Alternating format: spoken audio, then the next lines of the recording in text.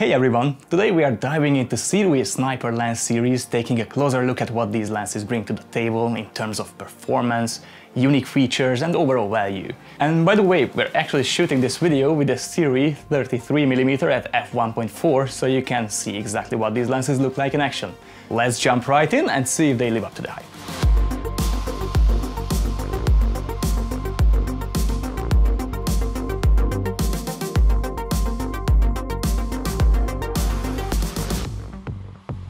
Just a little disclaimer for you guys, these lenses reviewed in this video were provided by Sirui for testing purposes. However, Sirui has not reviewed this content prior to publication, and all opinions expressed are entirely our own. We maintain complete editorial independence in our reviews, regardless of how we obtain the equipment. The Sirui Sniper lens series was first released with 3 prime lenses, the 23 f1.2, the 33 f1.2 and the 56 f1.2. Later, Sirui added the 60mm f1.2 and the 75mm f1.2 to round out the lineup. For this review, we will be only looking at the original 3.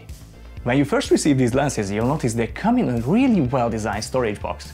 It's not just your typical packaging, Sirui has put some thought into this. The cushioning is substantial and the whole package feels premium. While it's tempting to use it as your regular storage solution, just be aware that the case is surprisingly prone to scratches and wear. These lenses, particularly the black version, will have quite a knack for attracting dust. We tried our best to get clean shots for this review, but it was like these lenses just had a secret mission to collect every dust particle inside. However, while these cosmetic issues might bug you initially, they don't affect the actual performance of the lenses whatsoever. When it comes to build quality, Sirui says they've used carbon fiber, ceramic coating and aluminium alloy in these lenses. Right out of the box, they have this premium feel. They are actually cold to the touch, which is pretty nice. Most of the construction feels pretty solid, though I should mention that the carbon pattern section at the bottom does feel a bit plasticky when tapped. The lenses come in 3 color options: black, grey and white. We tested the black version, which is probably the most practical choice for professional work since it minimizes reflections on set. That said, the white version is particularly striking. If I were buying these lenses purely as a gear enthusiast, I might be tempted to try that one. Design-wise, these lenses look pretty slick.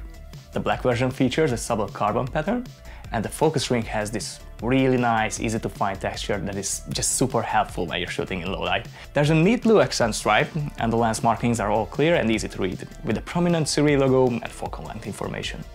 The lens hoods are plastic, but they are well made and do exactly what they should do. One quirky issue we found was with one of the rear lens caps, specifically on our 33mm, which had a slight wobble to it. Not a deal breaker, but worth noting. Something important to consider about these lenses: they are not weather sealed.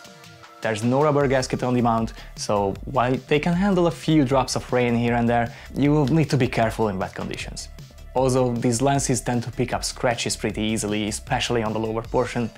While it doesn't affect performance at all, it's something to keep in mind if you're particular about keeping your gear pristine. Now let's dive into what really matters: the optical performance of these lenses. And boy, do we have some interesting findings to share.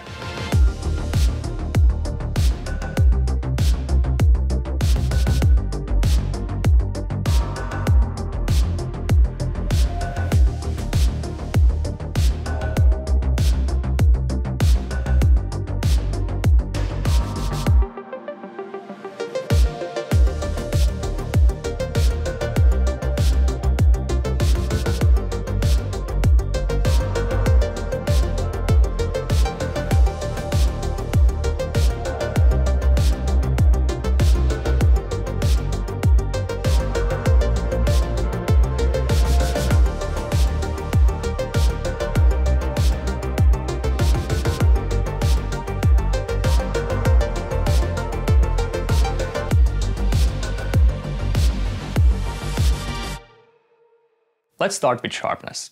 If you're looking for clinically sharp images, these might not be your first choice. At f1.2, all 3 lenses are notably soft. The 23 is actually the sharpest of the bunch, followed by the 33 and the 56 coming in third. The 23 and the 33 improve significantly by f1.8, but interestingly, the 56mm needs to be stopped down to f2.8 to really sharpen up. Here's something weird we noticed: the 56mm is actually sharper at f1.4 than at f1.8. Go figure. When it comes to chromatic aberration, you'll definitely notice it, especially wide open. The 56mm again shows the most interesting behavior. At f1.2 and f1.4 you get reddish purple fringing, but at f1.8 it switches into a blue-green pattern. The good news is that by f4 or f5.6 most of these issues clean up nicely. As for distortion, each lens has its own character. The 23 shows noticeable barrel distortion, pretty typical for this focal length. The 33 is surprisingly well behaved, keeping things nice and straight. The 56 has a slight pincushion distortion, though it's not as pronounced as the 23's barrel distortion. Thanks to the 11 blade aperture, you get really nice rounded bokeh, but it's not what I'd call perfect. The bokeh circles stay pretty round in the center, but get a bit squished toward the edges. Now I'm mentioning the Helios 44 here because it's famous for its really distinctive swirly bokeh. These Sirui lenses don't go that extreme. It's not as dramatic, just a gentle distortion that gives your images a unique feel. Whether you love this or not really depends on your style. Some photographers specifically look for lenses with these little quirks. Finally, let's talk color. The 33 and 56mm are pretty much identical, with a slight purple tint. The 23, however, runs a bit warmer and slightly greener.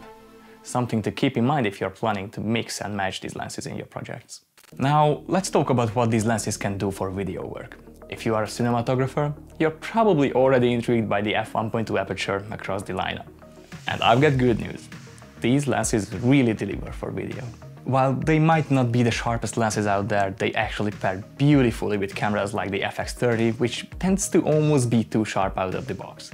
The slightly softer, more vintage-like rendering actually works in your favor here, giving your footage a really pleasing cinematic quality. One of the standout features for video work is the minimal focus breathing, and when I say minimal, I mean it's practically non-existent. This is huge for any kind of focus pulls or rack focus shots. Your frame stays consistent throughout the focus range. Speaking of focus, now this is where things get exciting. With the latest firmware, the autofocus performance is impressive. In good light, these lenses are quick and reliable. We tested them with both slow and fast autofocus settings, and they performed admirably in both scenarios. In low light, you might see some hunting, but that's more about the camera than the lenses. These lenses are definitely built with autofocus in mind. The focus throw on manual focus is quite long, especially the 56mm. While this can be great for precise adjustments, it might be a bit challenging for run-and-gun shooting. For you gimbal users out there, here's something you'll love. All these lenses are nearly identical in size and weight. This means you can swap lenses without having to completely rebalance your gimbal each time. Trust me, this is a massive time saver on set. Now let's talk about what many of you have been waiting for: low light performance.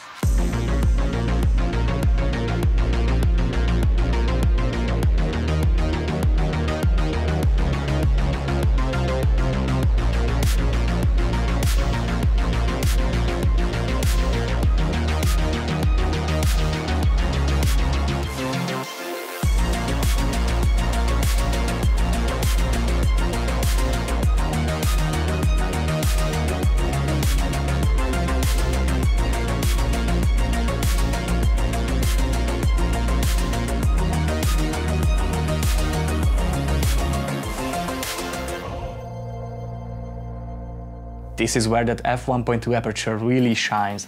Quite literally, these lenses are absolute monsters in low light situations. Whether you're shooting in dimly lit indoor spaces or capturing nighttime city scenes, these lenses give you that extra stop of light that can make all the difference. Yes, you might notice some chromatic aberration while shooting wide open at f1.2, but here's the thing. In actual low light situations, it's rarely noticeable. The only time it really becomes apparent is high contrast scenarios, like when your subject is backlit by strong street lights. And let's be honest, if viewers are picking up on chromatic aberration, maybe we need to work on making your shots more engaging. In night scenes, especially with city lights, it creates this dreamy, ethereal effect that looks remarkably similar to having a diffusion filter in your lens. Technically, it's an optical imperfection, but hey, if you are a fan of black mist filters, you might just call it a happy accident. Those bright points of light get this beautiful, supple bloom that adds atmosphere to your shots. One person's flow is another person's feature, right? That f1.2 aperture isn't just about gathering light. It gives you incredible creative control over your depth of field, letting you really separate your subject from the background. Even in challenging lighting conditions for run-and-gun documentary work or event videography, where lighting isn't always ideal, these lenses can be absolute lifesavers. Alright, let's wrap this up. After spending considerable time with these lenses, here's the bottom line. The Sirui Sniper series isn't perfect, but man, does it deliver value. Let's get real. Yes, there's some chromatic aberration, yes, they are not the sharpest lenses wide open, and sure, the halation effect might not be everyone's cup of tea, but here's the thing. At this price point, what these lenses offer is pretty impressive. You're getting f1.2 across the entire lineup, reliable autofocus that actually works, and a build quality that feels way more premium than the price suggests.